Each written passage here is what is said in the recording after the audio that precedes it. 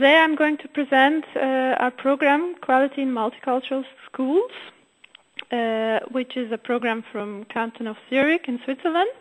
And I want to start with explaining a little bit the background of Swiss integration history and policy of Canton of Zurich.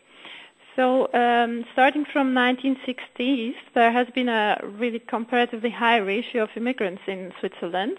These were mostly workers with low qualifications.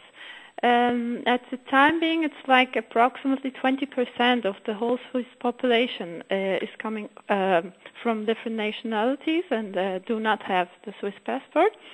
And the whole population, I should say, is around 7 million. So it's not a big country like Canada. It's like our department in Ministry of Education of Canton Zurich has like over 30 years of experience in supporting schools in the region of integration, and it is like not the QUIMS program itself, but it's a general support that was provided. There has been some recent changes in the scenery, like we don't have anymore only these low qualified workers, but with the new agreements with European Union and global changes in economy, the number of qualified immigrants also increased.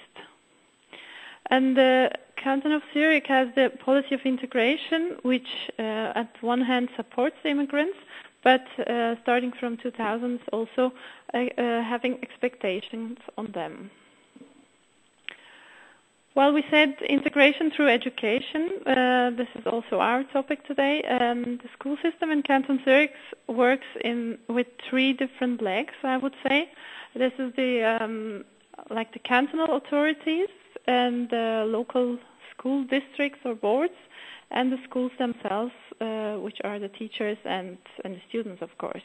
It sounds a little bit similar to what Lloyd told before, that it is necessary that there is a cooperation between different governmental and local authorities.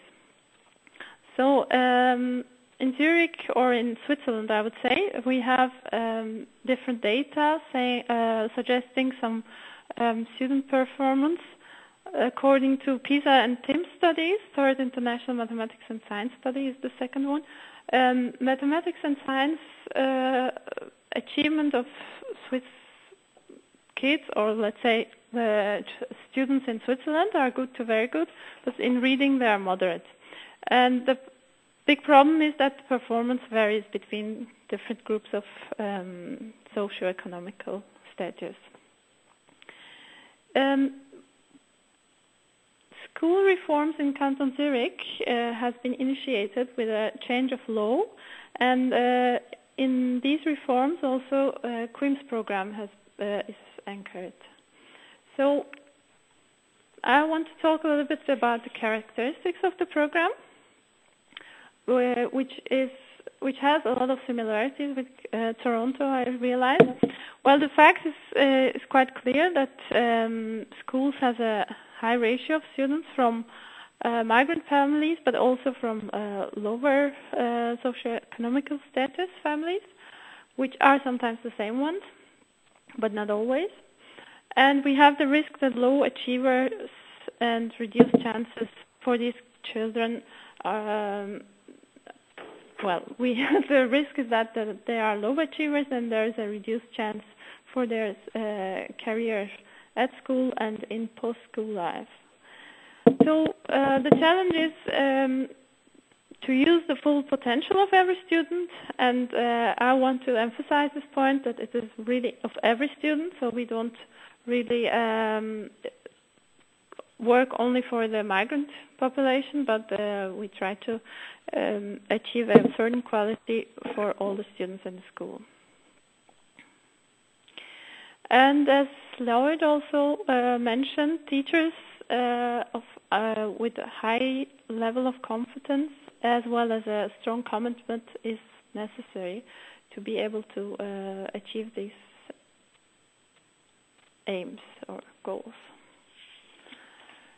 So QUIMS program was a program which was between 1999 and 2006. There were 20 schools who took part on the project. It was a project phase on a voluntary basis. And later on, it was anchored with the new educational laws that it is now obligatory for all schools having 40 or more % of immigrant children from countries where the main language, official language, is not German. Well, QUIMS schools, they tried 3 new methods to support their students. They reinforced, and they are reinforcing, reading.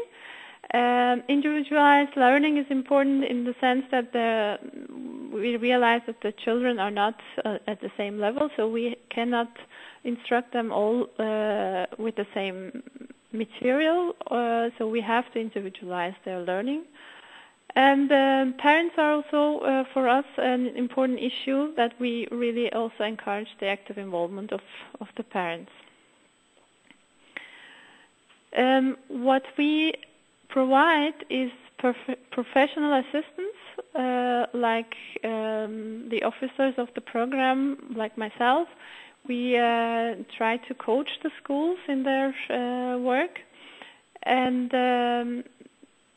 the program is all the time, I mean not all the time, but once in a while is evaluated, and we collect samples from best practice examples, and we share these with other schools and use them to improve the program.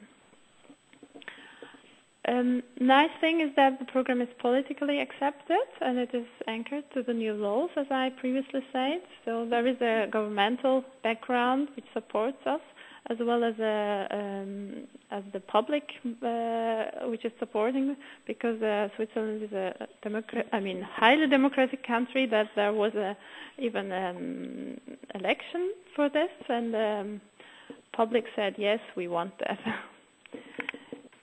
And through the QUIMS program, we now reached almost 90 schools. We support with financial and pedagogical support. So how does QUIMS schools work? As I previously mentioned, a school gets to be a QUIMS school when they have more than 40% of children coming from migrant families or from countries with another official language than German. They are introduced to the program, and the beginning they have to self-assess their situation, and they get professional training for their teachers. On the organizational level, their existing structures are complemented with the introduction of a so-called QUIMS delegate. This is a teacher who is chosen from the teachers team, and this person represents and works for QUIMS, and they have also QUIMS teams, like also from the teachers who want to participate more actively. They work for the program in the school, and all these people, they get training, especially the QUIMS delegate. This person gets an intensive training of the school, and can, after completion of the training, gets a certificate of advanced studies. Then on the next step, the schools plan their projects. They choose 2 projects to be developed and possibly to be established in the future.